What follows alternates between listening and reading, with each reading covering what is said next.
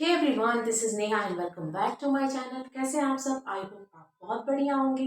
स्वागत है आपका आपके अपने चैनल स्टडी विद ईज 24/7 पर। आज का हमारा टॉपिक है system of rule in language, यानी लैंग्वेज को बोलने के लिए, है ना, अच्छे तरह से व्यक्त करने के लिए भी रूल होता है ना। हर लैंग्वेज की रूल होती है, किस तरह आपको लैंग्वेज को प्रेजेंट करना है ना, किस तरह वर्ड का अरेंजमेंट करना है। ये सब चीजें क्या होती है? System of rule of language. और टोटल इसमें 5 रूल्स हैं जो कि हम आज पढ़ेंगे और समझेंगे। सबसे पहले तो मैं बता दूं कि मैंने पिछले क्लास में क्या बताया था कि what is language and what is language development. तो लैंग्वेज क्या हमने पढ़ाया था पिछले क्लास में?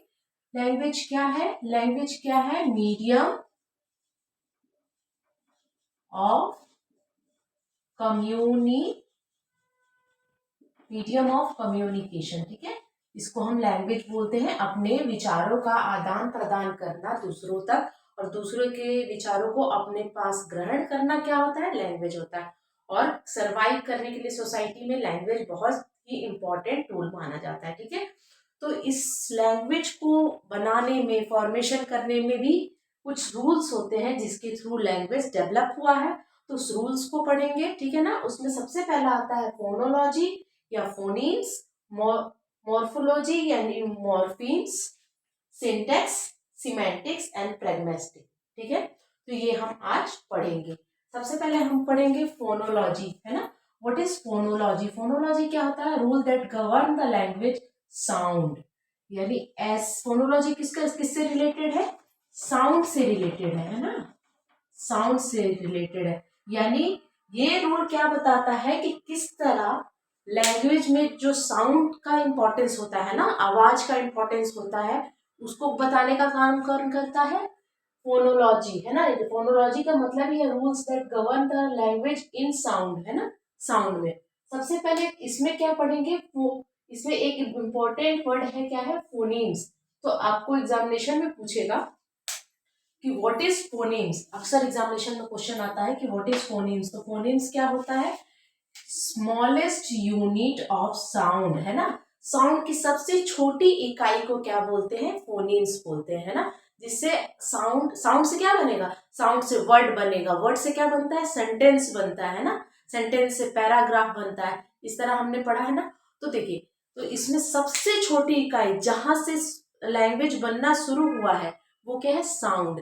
यानी आपने पिछले क्लास में भी देखा था कि बच्चे क्या करते हैं? सबसे पहले साउंड डेवलप करते हैं। आ, चा, शा, इस तरह का साउंड डेवलप करते हैं। उसके बाद ही क्या होता है? वर्ड डेवलप करते हैं, देन सेंटेंस डेवलप करते हैं। तो अगर पूछा जाए कि सबसे छोटी यूनिट कौन सी है तो लैंग्वेज की, तो क्या है? फोनीम्स। यानी phonemes is the smallest unit of sound. जैसे च, ह, अ, श, है ना, ये स्मॉलेस्ट यूनिट ऑफ साउंड है और इसको हम बोलते हैं फोनीम्स। ठीक है, अगला है मॉर्फोलॉजी, स्टडी ऑफ वर्ड। यहाँ पे स्टडी ऑफ साउंड था, यहाँ पे स्टडी ऑफ वर्ड स्ट्रक्चर। यानी इसके बिना क्या होता है ना, अगर हम इसको ब्रेक कर देंगे, यानी ऐसा वर्ड जिसकी मीनिंग निकलती हो, है ना, और उस वर्ड को हम ब्रेक कर देंगे तो उससे कोई मीनिंग नहीं निकलती। जैसे आप यहाँ पे देख सकते हो, इसमें क्या पढ़ना है? इससे रिलेटेड क्या है? मॉर्फीज। ये एग्जामिनेशन में पूछता है कि मॉर्फीम क्या होता है ना, मॉर्फीम्स क्या होते हैं। तो smallest meaningful unit of language, यानी यहाँ पे अब मीनिंग, यहाँ पर मीनिंग से रिलेटेड आ गया। यानी मॉर्फिम किससे आ गया रिलेशन? मीनिंग से। यहाँ पे साउंड से था, फोनिम्स किससे था रिलेटेड? साउंड से। अगर जब मीनिंग की बात होगी तो मीनिंग किससे आ जाएगा? मॉर्फिम से। यानी smallest meaningful unit of language. यानी जब लैंग्वेज क्या होता है? वर्ड से फॉर्मेशन। लैंग्वेज क्या होता है? लैंग्वेज में डिफरेंट वर्ड का अरेंजमेंट होता है ना। जैसे एक सेंटेंस है, सेंटेंस में बहुत सारे वर्ड होते हैं, तो हर एक वर्ड की एक अपनी स्पेशल मीनिंग होती है, और उस स्पेशल मीनिंग को हम क्या बोलते हैं? मॉर्फिम्स कहते हैं। जैसे आप एग्जाम्पल में देख सकते हैं, डॉग। डॉग एक अपने आप में मीनिंग है। वाटर क्या है? एक अपने आप में इसकी एक इंडिविजुअल मीनिंग है। अगर हम डॉग को तोड़ते हैं, डी और ओ जी, डॉग की कोई, डी की कोई मीनिंग नहीं रहेगी और ओ जी की भी कोई मीनिंग नहीं रहेगी। जैसे वाटर है, वाटर है ना, और वाटर में हम डब्ल्यू ए को अलग करेंगे और टी ई आर को अलग करेंगे तो इसकी अलग कोई मीनिंग नहीं बनेगी। यानी ऐसे वर्ड जिसको अगर हम तोड़ दें तो उसकी कोई मीनिंग नहीं बनेगी, लेकिन जब वो मिलते हैं तो एक स्पेशल मीनिंग को क्रिएट करते हैं, उसको मॉर्फिज्म कहते हैं। समझ में आया? यानी smallest meaningful unit of language, है ना। तो इसमें बच्चे कंफ्यूज करते हैं फोनीम्स एंड मॉर्फिम्स में क्या होता है। तो ये साउंड से रिलेटेड होता है, ये मीनिंग से रिलेटेड होता है। ठीक है, ठीक है। अब हम थोड़ा सा इसको थोड़ा सा डिटेल में पढ़ेंगे कि मॉर्फिम क्या होता है। मॉर्फिम दो तरह के होते हैं, एक फ्री होता है, एक बाउंड होता है ना। दिख रहा होगा आपको, फ्री एंड बाउंड। फ्री यानी फ्री में भी अलग मीनिंग रखेंगे, जैसे डॉग, द, हेल्प, ये अकेले में मीनिंग। अगर ये वर्ड जैसे डॉग, डॉग्स बन सकता है, तो इसकी डॉग्स की भी मीनिंग यानी बहुत सारे कुत्ते, और ये डॉग एक सिंगल डॉग को बता रहा है। हेल्प और हेल्पर, इसमें ईआर लग के एक अलग मीनिंग बन गया है ना। तो इसलिए हम पढ़ते हैं मॉर्फिम्स को दो पार्ट में, फ्री एंड बाउंडेड। फ्री की भी एक अलग मीनिंग होगी, बाउंड की भी एक अलग मीनिंग होगी। तीसरा रूल है सिंटेक्स। What is syntax?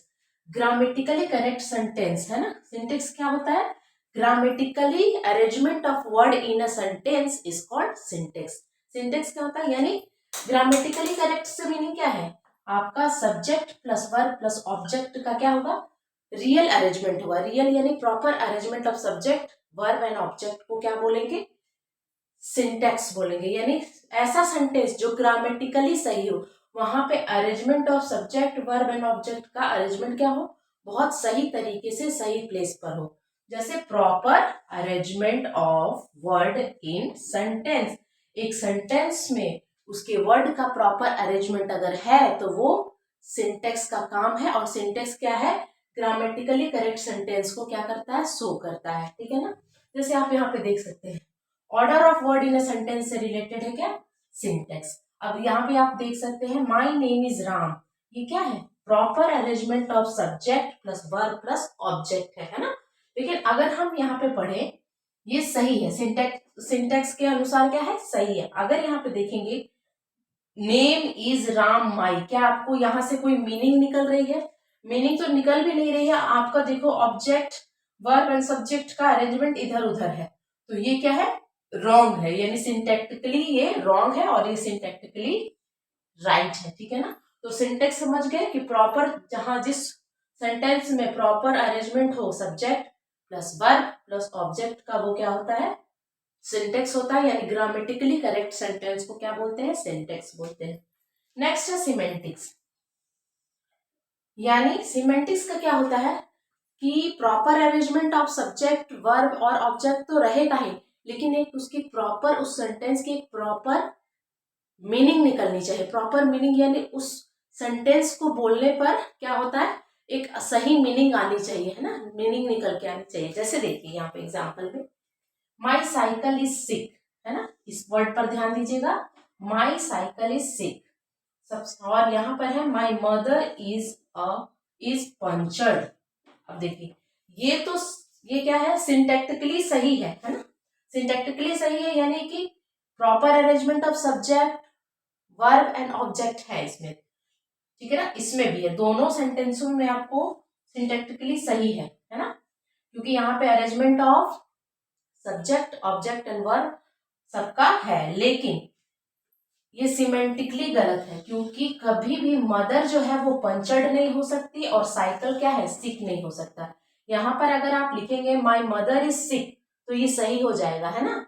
और माई साइकिल इज पंचर्ड, तब ये सही होगा। यानी आपको मीनिंग नहीं सही निकल रहा है। क्या आपको मीनिंग सही निकल रहा है?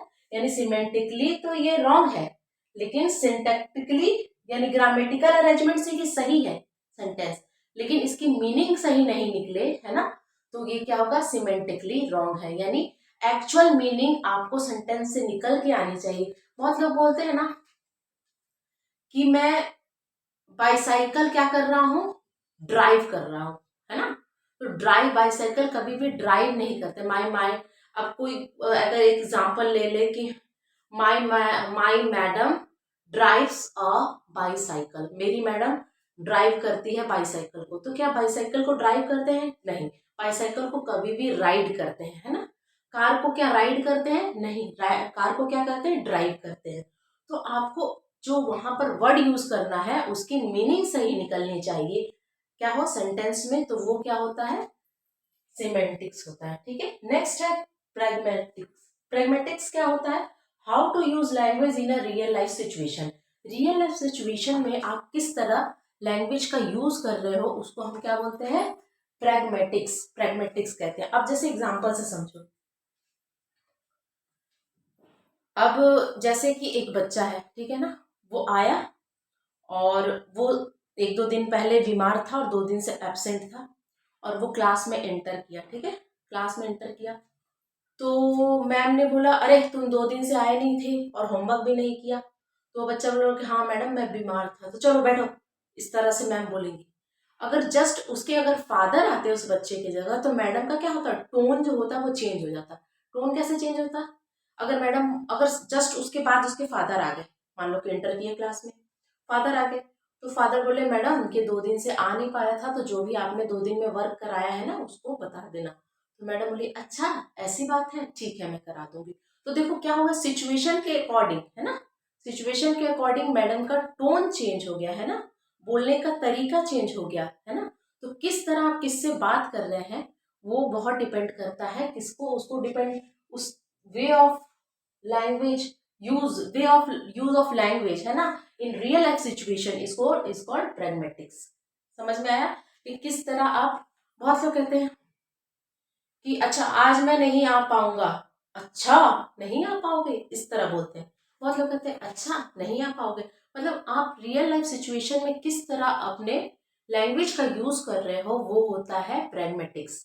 तो आपको समझ में आ गया कि system of rule in language क्या क्या होता है। 5 तरह के होते हैं, फोनोलॉजी या फोनिम्स, मॉर्फोलॉजी या morphemes, syntax, semantics and pragmatics. Syntax समझ रहे हैं कि ग्रामेटिकली करेक्ट होना चाहिए, मीनिंग सही हो या नहीं हो, लेकिन सिमेंटिक में है कि ग्रामेटिकली तो सही होना ही चाहिए, अलॉन्ग विथ आपकी मीनिंग भी एक्चुअल निकल के आनी चाहिए आपके सेंटेंस से। तो आई होप आप इसका स्क्रीनशॉट ले लो, और आई होप आपको वीडियो अच्छा लगा होगा। अगर अच्छा लगे तो please do like share and subscribe to my channel. तब तक के लिए thank you so much for watching, bye.